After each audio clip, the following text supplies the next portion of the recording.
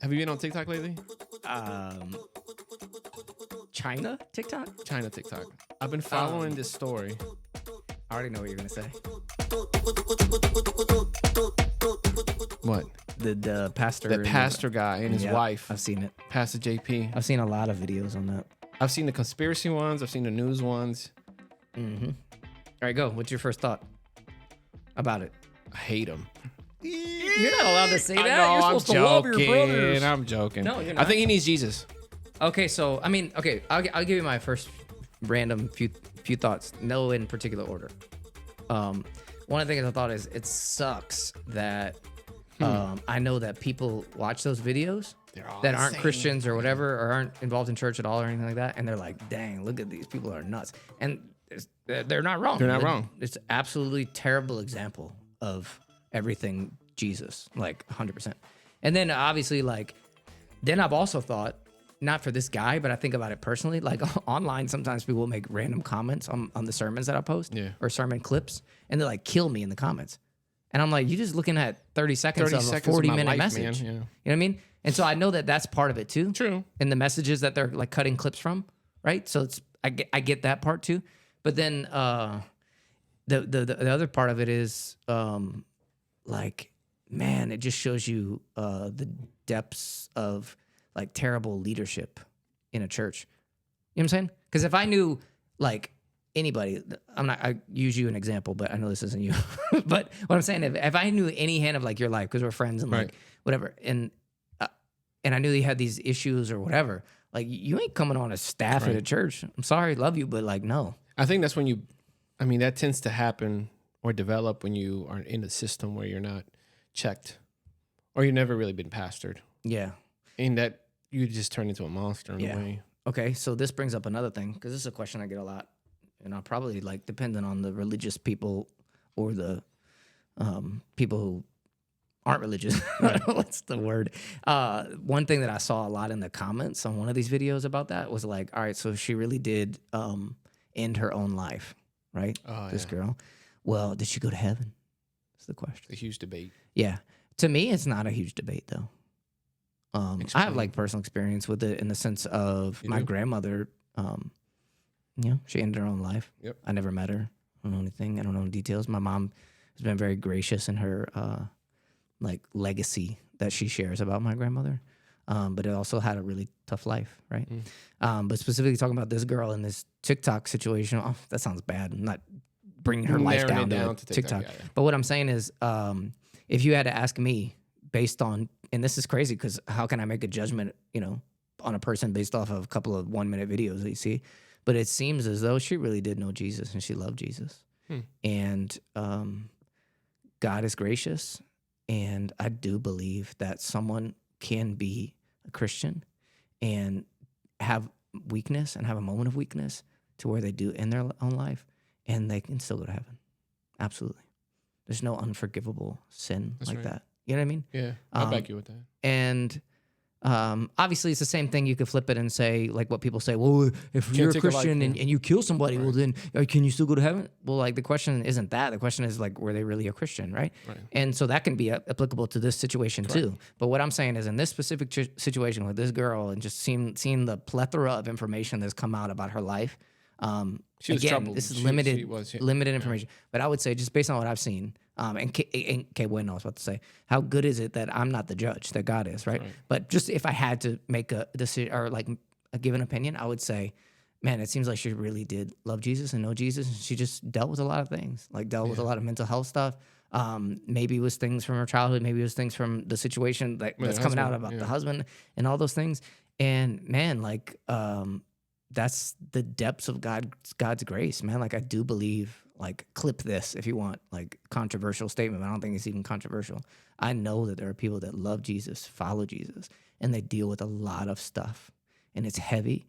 And they there's people that have got to a certain moment of just such heaviness to where they were so weak in a moment that they ended their own life. And I do believe that they still do go to heaven. Absolutely.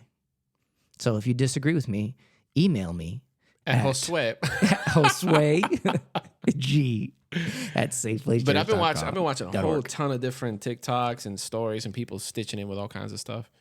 But it seems, I mean, you never know the full story. Yeah. But it does seem like, man, power hungry, just controlling Narcissists. pastors. Who, Want to talk about narcissists? dude, Have you ever worked go. with a narcissist? Yes. Oh, you're not allowed to say that. Wait, you're talking about me? No. Am I a narcissist? No. Oh my God, you're scaring me. No, you're not. Okay, I'm the No, opposite you're of a not. You're not. narcissist. No. But I have worked with them. I've dealt with them, and it's not easy. Yeah. Oh my gosh, you want to rip your hair out. It's crazy. It's crazy. I've worked with in ministry and then also out of ministry, like get to know people. But man, Even in secular narcissists, jobs, it's just crazy how they like are the most boundary crossing. And they're so talented and Yeah. how they. But all they do is talk about themselves and make themselves the victim all the time. And then they gaslight. I did you wrong because you did this to me. Yeah. I did you wrong Right. because you made me feel this way. Yeah. So stop making me feel this way. Yeah. And kind of just. Like they're the most proud, loud, but most insecure, weak people. They are. It's crazy. Yeah. Share some example. Okay, so let me give you the number one name of the person that I've dealt with. Okay, their name is.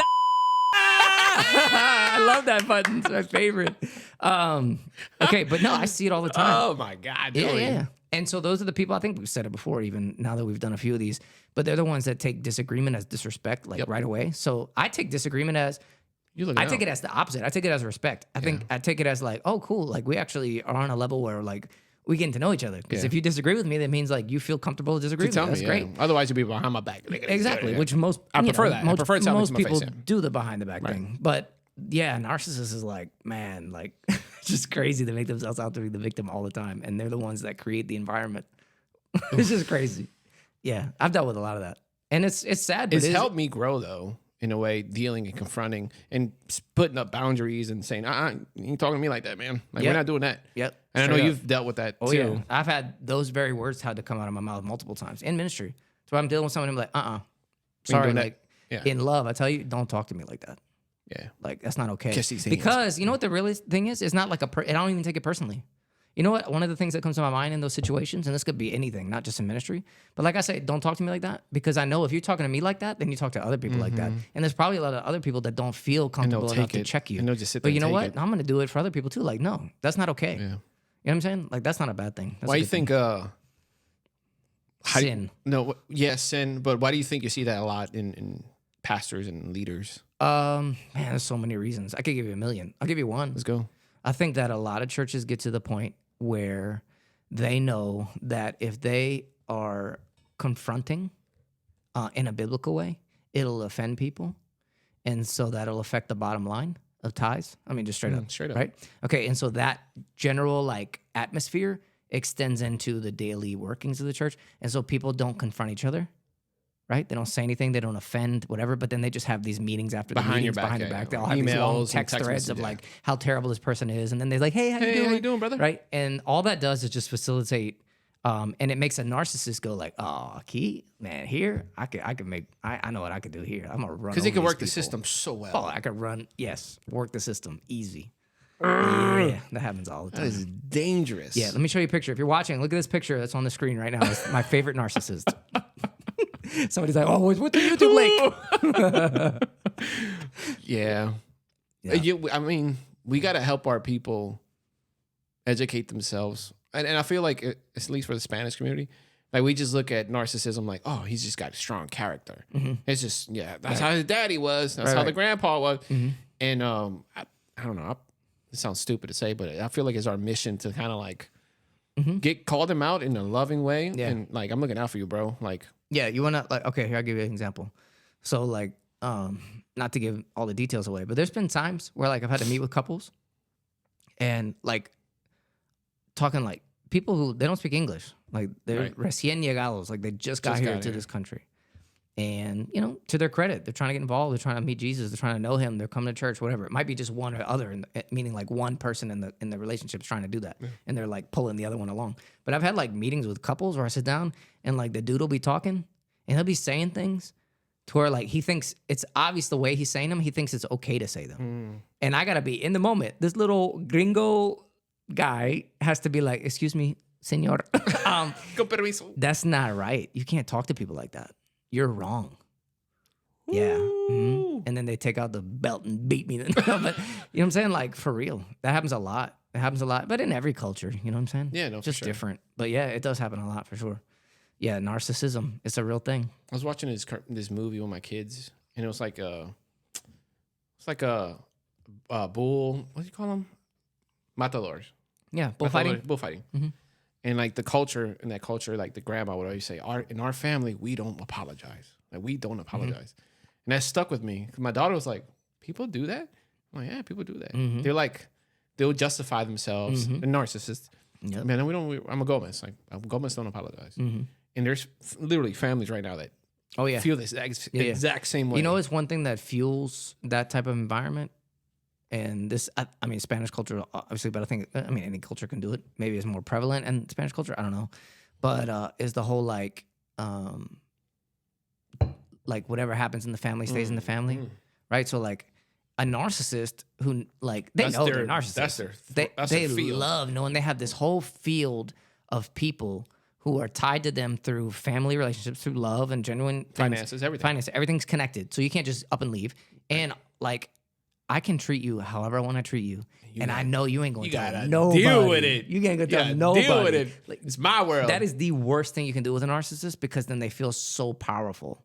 Like, they're like, I own this place, right? Yeah. But the flip side of it is when you find that out, because that's happened too. I'll be honest. I've, like, over years in ministry, I've had to go to people's houses and be like, look, I'm coming here to let you know that so-and-so in your family opened up to me.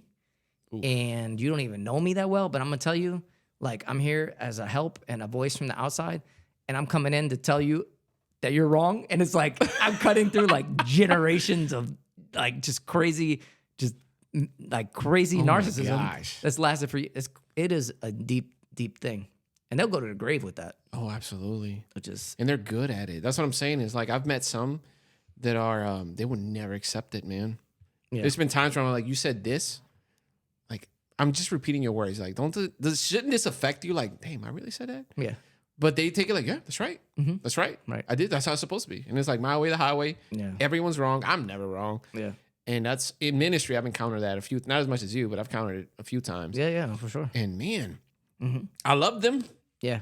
But it's been and it runs so deep, all that stuff, that to where a story like this can come out on TikTok, and you can be like, yeah, a dude can be so narcissistic to where it gets that deep and that bad. It can drive someone to do that. Obviously, I'm not making any statements about what happened, or who happened, and all that. I don't know all the details. We don't. Whatever. But I will say it is pretty plainly obvious just through some clips online. You can tell the dude's a narcissist, right? And that's just based on clips online. So can you imagine things behind closed doors? Ooh. That's what we don't know.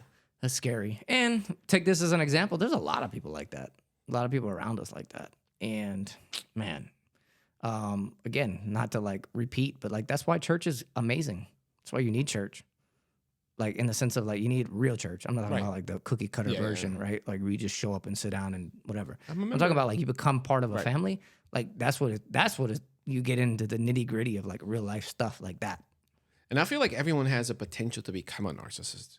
Yeah, because it's in us. It's pride. It's ego. It's that's the root of all sin. Pride. I mean, really. True. And I feel like if you don't have someone to tell you, bro, you messed up. Yeah. Yeah. Like for real, 100%. You can 100%. Because I've seen it happen on both spectrums. Kind of like someone who's never been checked. Yeah. Like I've met people, I've served with people, I've worked with people who've never been checked, and their word is gospel. Yep. And then I met people who've been in this for a long time and had people around them where they take criticism. It's kind of going back to the offense episode, but I've seen people who develop that thick skin and the ability to not look at things as a threat. Yeah, but you develop thick skin in a healthy way, meaning like you feel it, you hear it. It still hurts. Yeah, but you're not like you're not like you're not on autopilot to where you're just like, oh, I don't care, right? Because that's not real either. That's not peace. You know what I'm saying? So peace is being able to take all those things and be in those circumstances and be checked and told what you're wrong and be like, all right, cool. So like thinking about that, I'm sure there's people listening to the 6 people listening today. Well, maybe 7. I don't know. What can be some steps if they have family members who they like just have had no luck breaking through that narcissistic wall? Yeah, one step would be don't murder them. Can I say that too soon? Oh, my stomach. Yeah. Well, okay, well, I'm not trying to plug the church all the time, but that's why you need healthy relationships outside of your family. Correct. Like not in a meaning like you run from your family, but you do need that, because a lot of times, like I've had conversations with people where they'll share things with me, and one thing I'll tell them and it's like freeing. I'll be like, "Hey, you're not crazy. That is the reality." Like that's what's up. And they're that's like, cool. "Wait, seriously?" You know how like freeing that is to hear like from an outside source that has nothing to win or lose from your situation. Because I don't have any problem telling you if you're wrong, but I'm like, you know what? You're not wrong.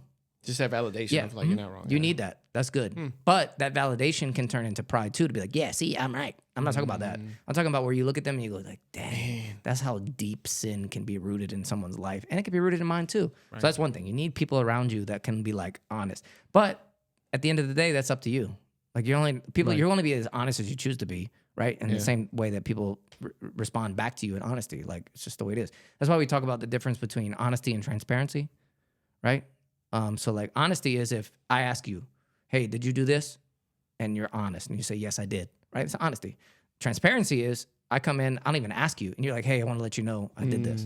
So honesty is being asked and you tell the truth. Transparency is offering the truth without being asked. Yeah. Right? That's cool. And so church is a place where you can cultivate, it's a big word. It means create. You okay? Yes. It means to have like a environment where like people are transparent. But that's hard to cultivate. That's hard to make. But once it starts happening, it's super contagious. It is contagious. Yeah, that can get into a whole nother thing. Sorry, a whole nother topic. Stop fidgeting. I'm not really fidgeting right now. I'm not. You know, I see that. Yeah, that's what's up. I'm getting better. It's all the negative comments that were received on the last one. Like, what's wrong with this dude? Tell him to shut up. Why are you making all this noise? Boy, having spasms while he's on podcast. Hey, but talking about honesty and transparency, I can mention something to you that's interesting that I tell people a lot. Well, not tell people a lot, but it comes up in conversation. They're interested to hear it. It's interesting conversation. So what is a lie? If we're talking about honesty and transparency, what is a lie? And so I've come to find out that it's not that black and white, right? So can I lie? I can not tell the truth, but it doesn't mean it's not a lie. Explain. Okay, so I'll explain. And this might help somebody, honestly. Right, go. So I've learned, and I see it in the Bible, this isn't just my opinion, that I feel like a lie is when someone has the legal or moral right to know the truth and you withhold it from them. That is a lie. Or you tell them something different. Okay. That's a lie. Why do I say that? For example, I'll give you 2 examples and then I'll give you the biblical example. So like, for example, if I go out of town, right, and I leave all my lights on in my house, right? Why am I leaving my lights on? To let people think that you're still home. Let people think that I'm still home. So is that a lie? Am I lying? I like it. Okay, I'll give you another. Or like if I don't have a dog, but I put a big beware of dog sign. Or if you don't have security cameras, which we did at the church. Right, we're here at the church because we're poor. We got, oh God, somebody's going to listen to this and know we have fake cameras outside. They're not even real. They're not listening. We got fake cameras here, but we have signs. Okay, so is that a lie? Wow. Well, based on my definition, it's not. You know why? Because a thief doesn't have the moral or legal right to know the truth. Does that make sense? Mm-hmm. Okay, so now let's go. I'm not just making that up. Let's go to the Bible. Right? Go. So Rahab, prostitute. Right? In the Old Testament. Right? Yeah. She hid spies, Israelite spies in her house. And well, when they came and knocked on her door and they're like, hey, where are the spies at? What did she say? She lied. She's like, I don't know that. So she lied. Yes, did she lie or not? Did those people who came and asked, did they have the moral or legal right to know? No, they did not. So she didn't lie, but she did, but she didn't. You know what I'm saying? Dang. She told a non-truth, but it wasn't a lie. And you know how I can even say that? Because if you read the book of Hebrews, her name is mentioned in the like Hall of Fame of Faith, right? What's up? Which is crazy, right? Yeah. A Gentile non-Jew prostitute is mentioned in that, which is insane. But the reason I bring that up is because that's how complicated and deep the truth can be, or like a lie can be. And so I teach my kids that. I'm like, look, don't lie. Do not lie. Like I teach them to tell the truth and all those things. But there are moments where you have to be prudent, right? Or like Jesus said, you have to be gentle as a dove or wise as a serpent. Like you got to be wise, right? And there are moments where some people in some moments do not have the legal or moral right to know the truth. So you don't have to offer it up. Like that. That's pretty interesting, right? Right? Cool. Yeah. Don't steal from us. Yes. Please. Yeah, but going back to the fact that we do have fake cameras all around the church. The Holy Spirit watching. They were $5.99 each on Amazon, and that's why we got them. So they look real. We kept catching kids smoking weed on our property. Kids smoking weed in the stairwell. Yeah. And breaking up fights after school. I've broken up about 3 fights. Yeah. So if you see us on Shade Room, like breaking up fights, a loser dad wannabe breaks up an after school fight. It's me. Hey. Yeah. Shade Room. Yeah. Okay. Speaking about kids, Man. I can mention something to you. Tell me. Extra. This is a cool story. All right. So last week, my mom and dad reached out and asked if I wanted to go to this thing at the local World War II museum here in New Orleans. Yeah. So it's like top 10 museum in the world. It's like amazing. Dang. And so one of the things that my son Max loves is I haven't like, been since 05. Yeah. You know why? And I'm like, go ahead. It's like 20 years ago. Dang. All right, go ahead. When you went, did you learn anything? No. It was a field trip. Go ahead. So we got invited to go. I've been a million times. And the reason I've been a million times because we even, all right, not to like nerd out on you, but we have like a season pass. Oh my God. Okay. Because my son Max, who's 10, loves World War II history. Like just is fascinated by it. That's cool. He knows 10,000 times more about it than I do. I mean, like he loves it.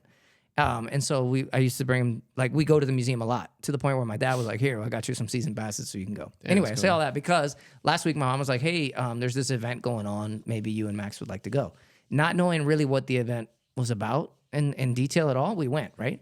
And so we go and we get there and the place is packed and it's in this room where like it's the Freedom Hall, they call it. And it's like, just like World War II replica and I think even real planes that were like flowing in world. They're like hanging. It's huge, massive. It's like 1,000 people in the room. We get there and there's this music playing from the movie Schindler's List. If you know that movie, It's a great movie. I don't know if copyright allows us to put the music in right now as we edit it, but that would be super cool. Sing it.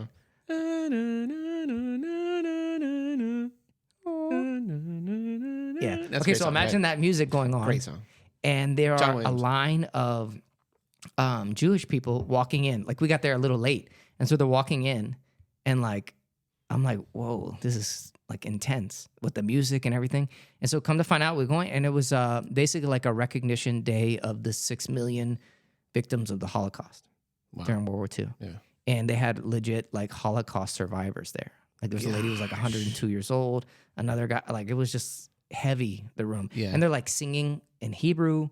It's like this, this moment of like intense, just like heaviness, and just hearing their stories and all these things. And so Max is there, wide-eyed, like looking. And then they have an intermission. And they're like, hey, we're going to have a 15-minute intermission. And next up is they said this name in like a concert or something like that. And I'm like, oh, dope. Yeah, like, cool, we'll stay. So we find our seats, whatever, and we're sitting down. And this lady comes up, and just to give you the details, so cool. She talks about how she had written some books based on her mother's life. And her mother was a Holocaust survivor. Okay. Like she got out. Right, she made it to the United States eventually, and all these things. Yeah. But she shares her story, right? But it didn't like her just stand up there sharing the story. She shares the story as the screens are like showing pictures and video as she talks, which is also impactful. And there's music playing, but she combines the story of her mother's life. She's telling it like as if she was her mother. Does that make sense? Yeah. And her mother survived that because she could play the piano.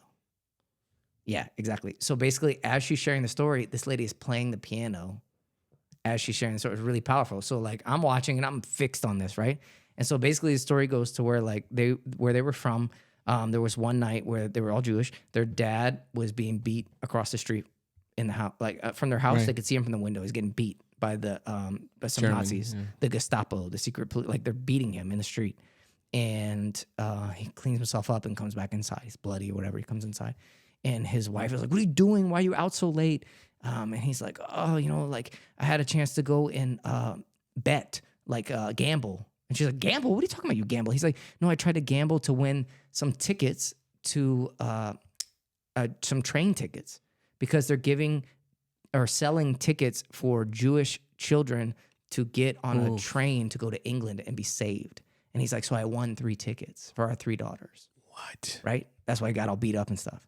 Well, he pulls out his pocket, and the come to find out, he had grabbed the wrong jacket. So when they were beating them up in the street, they were like taking their clothes off and everything. A bunch of guys that they were beating up, and he grabbed the wrong jacket, and in that jacket was only 1 ticket. Oh my gosh! Only 1 ticket. And so the daughter, the one who was eventually the mom who tells the story, right, this telling the story about this girl, she's like, I can't handle this. Like, you're gonna have to pick between us 3, like to save our lives. Like, no. So she goes down to the basement and she starts playing the piano. She's like an amazing piano player. She's just playing. And then little by little, her two sisters and her mom and dad come downstairs and they're like, we picked you.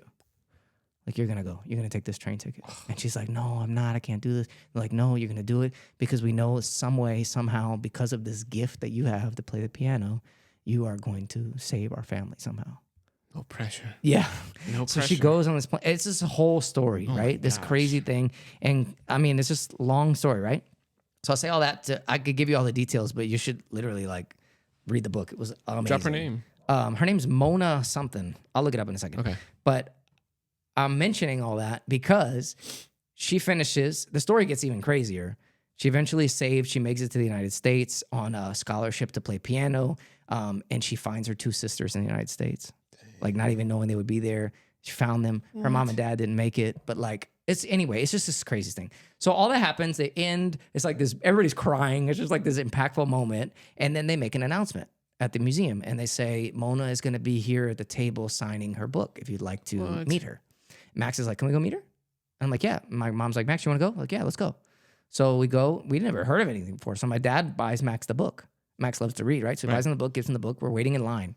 People thinking Max is like 25. No, he's 10. There you go. So but he wants to, whatever. And he wasn't really talking that much. I asked him, did you like it? He was like, yeah, I liked it, whatever. And so I go to the bathroom because the line's really long. Well, then when I come back out of the bathroom, like I see that they had already moved, the line had moved pretty quickly, and Max is already like almost up to the table. And so I go and I take out my phone to like kind of take a picture of him as I see him take a step forward and hand the lady the book, but I can't hear him. I don't know what he's saying. And I just see his hands start to move like this. So I know he's saying something, right? His hands are moving or whatever. And I see her assistant that's standing next to her. She makes this moment. She goes like this. She makes like this movement. If you're not watching, you won't know. But she goes like, you could tell she was just shocked. And then the lady Mona's like this huge smile on her face. And then they're talking back and forth, I can't hear them because I'm a little too far back, right? It ends. Max gets his book signed, all that. We're walking to the car. I'm like, Max, what'd you say? What'd you say, bro? And he's like, in summary, I just told her I really enjoyed the presentation. I'm like, oh, okay. That's it? Yeah, pretty much. I'm like, oh, okay. So then we're walking. I'm like, Mom, you were standing right there. What'd he say? And she's like, he told her that, like, he was so moved by her story and the impact of her mother's suffering and the way that it just brought about.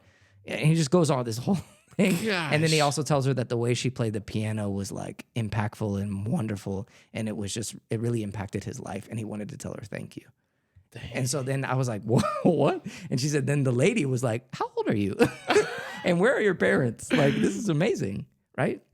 So I say that because I was just like so moved to see my kid like have that moment. You know what I'm saying? That's so cool. And then we get home and like I asked him like, did you read the book yet? He's like, oh yeah, I brought it to school. I was reading it in school already.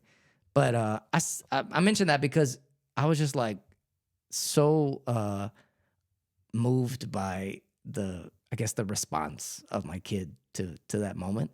But then I will say on a personal level, I was sitting there going like, dang, like hearing the people's stories and hearing her story and everything, it really did shake me a little bit to the point where like, yeah, like not to get into like theology and prophecy and all these things, but it is biblical and prophetic to know that there is this little country in the Middle East that is like the focus of the whole world, right? Good or bad, depending on what like your thoughts and all those things are.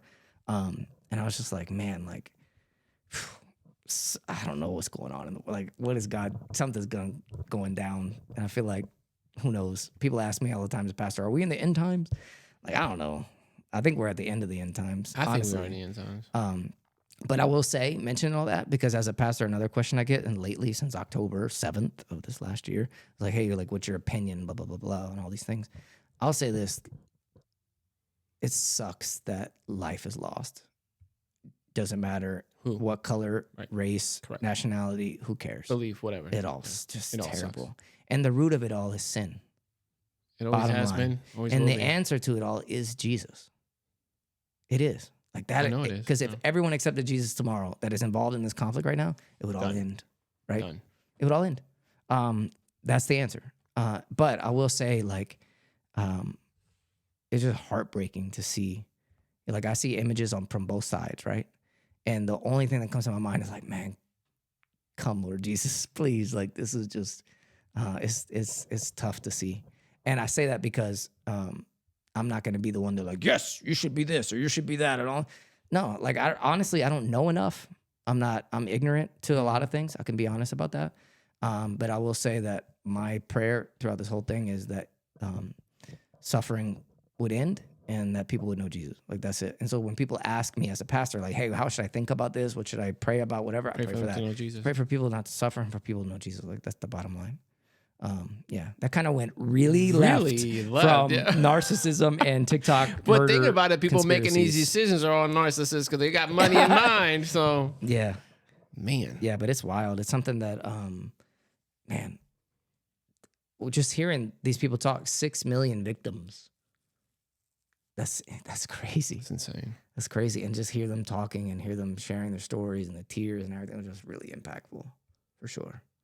So I'm thankful. I'm thankful that I got to see it. I'm thankful my son got to see it and experience it. You got to meet her. Yeah. That's cool. How old is she? In her 90s? No. This lady, because her mother was, I think she's like 70 something. Okay. Yeah. Intense. This is like a serious podcast. I know. I'm sorry. People are like, oh, you're not supposed to be funny. You guys haven't made me laugh yet. I already turned this on like 30 minutes Good night, ago. guys. Yeah. But yeah. Narcissists. Yeah. It's quiet. That's insane. And I think obviously our kids are young. They're not like my dad says, their job's not done yet. Like, they're not adults. They're not married. But I do feel like if we instill in them what we're just talking about right now, how just everyone needs Jesus. I'll share a little quick story with you. So we went to the park the other day. Mm-hmm. And the family? Yeah, the family. My wife, my 2 kids. And the day before that night, we went to get some frozen yogurt and my door wouldn't close. The driver door. It was just keep bouncing back. And apparently I broke something. I broke the actual key where you can put it in and turn it. That little system, that little key thing just broke. So you can't lock the car. Qué fuerte. I know. I go through the gym. And then, I drove up in my car because my wife was already there. I told her, don't lock the car, and she forgot to lock the car. So I called AAA. They're like, yeah, no problem. We'll get there in about 30 minutes. And they're like, oh, man, sorry. You haven't renewed it, so you have to renew it. So I'm like, cool. I'll pay the renewal fee. No big deal. And then after on the phone, they're like, wait. Nope, you can't use it for 3 days after you renew it. It was going to be like another $150. I'm like, man, out this money. And my kids are having a blast. They're just running around. They're kids. And they had a little farmer's market, so we got food. I'm on the phone the whole time, just like aggravated the whole time. Aggravated. Yeah. And then I see this little 2-year-old running and playing with the kids. And the parents are kind of just hanging out. And my kids are playing with this little 2-year-old. He's running around. And so I called Papa Lock. I'm like, can you guys just come? $60, whatever, no big deal. So I had to wait for them to come. And then I see my wife talking to the little toddler's mom. She's pregnant. She's ready to burst. And it was cool because my daughter comes, she like kept trying to get my attention. And I finally hung up the phone, all aggravated. She's like, come here. So you see, the dad, he's by himself. Go talk to the dad. Bring him to church. Invite him. Talk to him about Jesus. And I'm like aggravated. When you're aggravated, the last thing you want to do is talk about the Lord Jesus. Yeah. So I'm just like, oh, man, like, what she locked the door for? Like, I'm spending $60. So I started talking to the guy. I know him from like 20 years ago. I'm not that old. I'm like 10 years ago, whatever. Man, we had an amazing conversation. And then we're driving home. Papa Lock came, they opened and whatever. I invited him to church. I got his phone number. Cool guy. And we're driving home. And then that's when it hit me like, oh, that's why she locked the door. Mm-hmm. Yep. It was for that interaction. Yeah. And my daughter's like, her eyes was just like the way she was looking at me to just get off the phone and go talk to this guy about Jesus. She saw it before I did. So then we're in a house. I'm like, baby, I want to apologize. I'm like, I was like aggravated because I let the car thing, mess my day up. But that was a God moment, and God used you to like, and if we all just had that mindset, just like, no matter how inconvenient things can happen, there's always opportunities for you to just look around. Yeah, like God's always moving. Something. Yeah, and like what Max experienced, he's gonna tell other kids about it. Yeah, you know what I'm saying. And he can always bring them back to Jesus because I know he's a little evangelist too. Yeah, like, I think that reminds me. Like, I think as pastors, as just being in ministry, or whatever, you deal with a lot of different people, a lot of different situations, or whatever, and you always tell them, which is true. Like, God is sovereign, meaning like he's working out things, right? And so people think that on like this big macro level, right? It's not. But like that's in like every single moment, right? So like you don't have a car right now, right? Correct. My car's We broken. don't have a car right now. Your car's broken. Right. But like even that, who knows if I had, let's just say, like, what if a month ago, it's been like a couple months, we haven't had a car, but like if for whatever reason, I never, like, it's not like a thing I just say. I'll tell my kids, I'm like, God's protecting us for something, or he's having us in a place where we wouldn't have been if we had the car. You know what I'm saying? There's always car things wrecks, that are all going kinds on, of stuff. you know? That's like when I first moved to Mexico, being there, like maybe like I've been like there for like a month. I'm like learning words here and there. I don't really know much Spanish. And they would usually come to get me in the morning for like we work construction. Like I was just mixing cement. And they would usually come pick me up in the morning and we would walk together to the church, right? Because it was a bit of a ways. But I was learning the taxi system in the town. Oh, Lord. And they were like, I told them, I was like, you know what? Don't come get me tomorrow. I'm going to take the taxi. I know what to say. Like, I'll figure it out. I'm going to make it. It's only like $10 or whatever, 10 pesos or whatever it was. And I can make it. So I had 20 pesos. I had 2 coins, 10 pesos, 10 pesos each, right? So I'm like, I can do this. I'm going to do this. And so I go out in front of my house. I'm waiting for a taxi, a yellow taxi. I know the color. I'm supposed to say, take me to La Bodega, which is the name of the supermarket. So passes by, taxi's there. It's full of people. Literally like 2 people in the front seat, 3 people already in the back seat. So I'm like, oh no, like he's going to pass me by, right? And he's like, nah, hop in. I'm like, what? Hop in? I'm like, okay. So I just like my personal space. Yeah, I squeeze in the back right there. There's like ladies are like breastfeeding and like big dudes just sweating. It's hot. Like it's just like life. Noisy. Right? Noisy. And so it's like, he asked me like, where to? And I'm like, I know enough to be like, Bodega. La Bodega. You know what I'm saying? Like I got that. So he's like, all right, cool. So he's like, yeah, no problem. I'm like, cool. So I'm sitting there waiting. I know it was only supposed to take like a 5-minute ride, tops.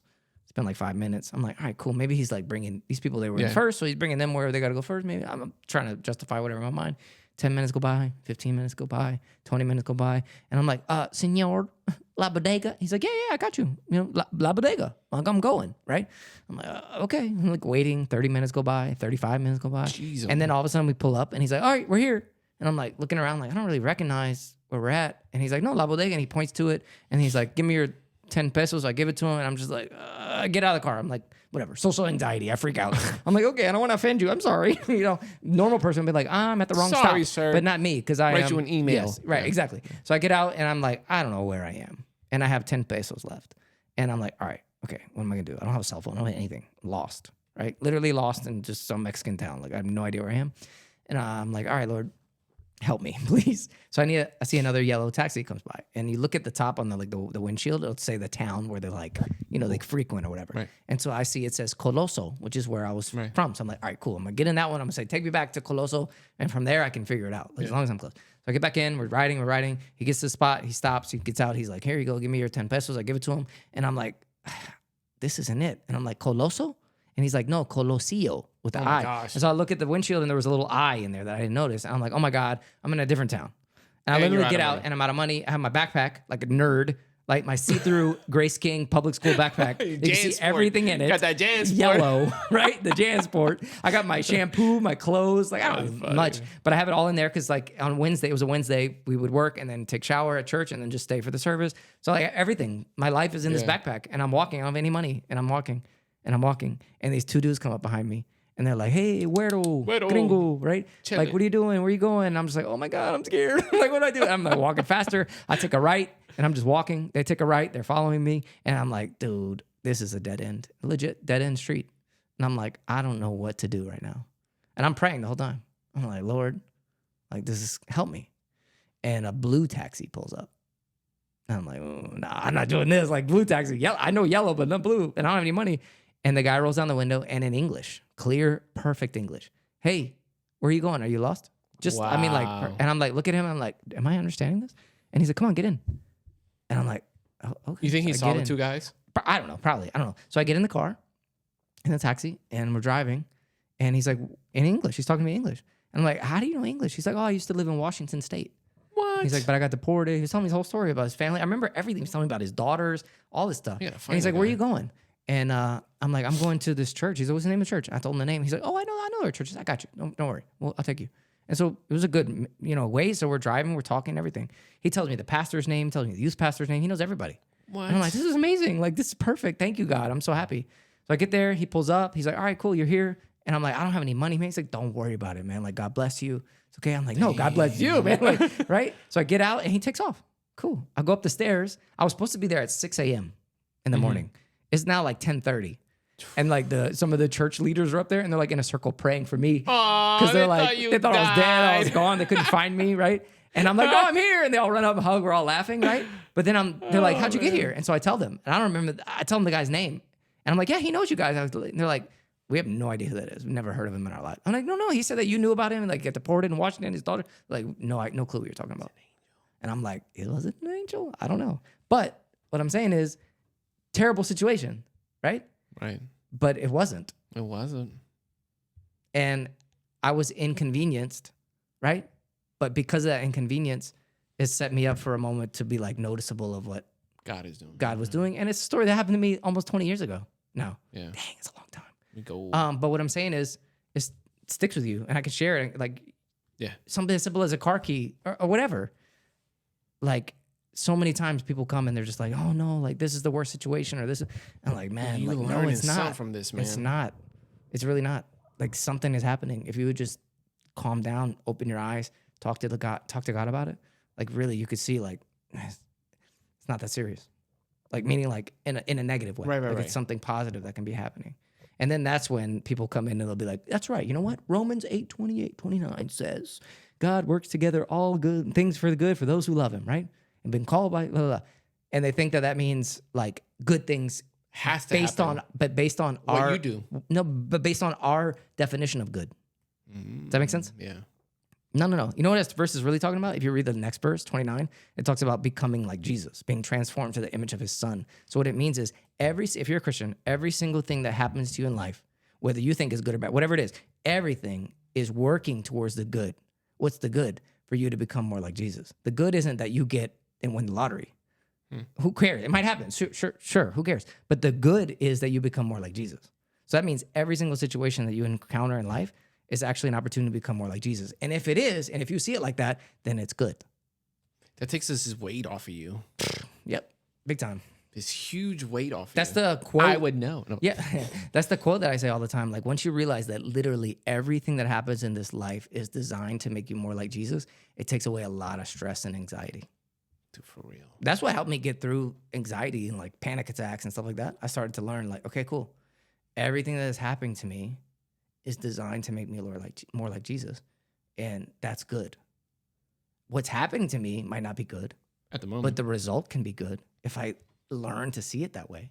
But if I'm trying to freak out and I want everything to be good based on my perspective and forget about it. It's never going to I happen. remember you telling this one time in one of your sermons a while ago, how can you imagine the people who were there seeing Jesus be crucified? Like, oh my gosh, look at that. Yeah. Worst That is day ever. Suffering. This is the worst day. Poor guy. Like, this dude, man, he got the worst day.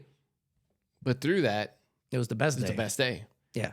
So we can look at our situation like, oh man, it's the worst day. It's all based on But perspective. it's based on perspective. Yeah, I look for at it sure. like camera lenses. Like, God just changes your camera lens as you Yeah. get closer to him, to where Yeah. you look at things. And even when narcissists, going back to that, when they react or they do things, you look at it different. I look You at do it look at it different. different. I'm just Absolutely. like, dang, what happened to you, Pobrecito. bro? Pobrecito, Poor guy. poor guy, man. Yep.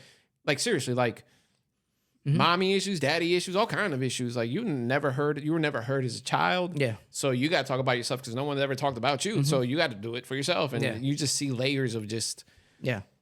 loneliness Yeah. in them. You saw I kind of brought that back. It was amazing. Right? So professional. You're so good at this. I think it's because you lost a lot of weight. I actually just lost 3 more pounds of skin. Oh. You know what my procedure is called? I just learned it. 60 something. What? Paniculectomy. Beach. Oh, what? You make that up? No, seriously. I've Say it had a again? paniculectomy. Spell it. Nope. Pulectomy. They cut 3 pounds of skin off of me. You want to hear something funny? I'm going to make it spiritual too. Please don't be gross. It's gross. What? So I was still high on my anesthesia when he woke me up. Please say it completely, yeah. Because I somebody's was going to make still a high clip. on my anesthesia from my surgery. Yes, okay. And they woke me up, seeing how I'm feeling, if I wanted water. And the first thing I asked, I was like, can I see the skin you just removed? I lost 100 pounds, had a gastric bypass, lost 100 pounds, cut all the excess skin off right away. They bring it to me in this yellow bucket. And then you know the first thing I do? Yonk! They picked it up. And they freaked out. They're like, oh my God, Mr. Gomez, don't touch that. And I clean my hands. That's to tell you that don't go back to your sin. Once you lose something, it's gone. Leave it. Leave it behind. That's cool. Beach body. A beach body coming up. Yeah. I'm still wearing a harness and I have a big smile right Watch the video. You can see it. If you're watching this podcast, I'm going to show the video. Ready? 3, 2. Show your scar. No. Show it. People going to be like, No, I know. I already had. Just thinking about it. it's a big scar. All right. Well, I guess that's it. 54, 45. 54. Oh, look at that. 45. Before we go, if you're watching this online, look at this. If you can see that. Thanks, Carla. Thank you, Appreciate Carla. That's really cool. #1 fan right there. Thank you so much. Exciting. It's getting official. It is. No, it's You not. got to put something on the walls. It look like prison walls. Somebody told me, like, y'all do that in jail?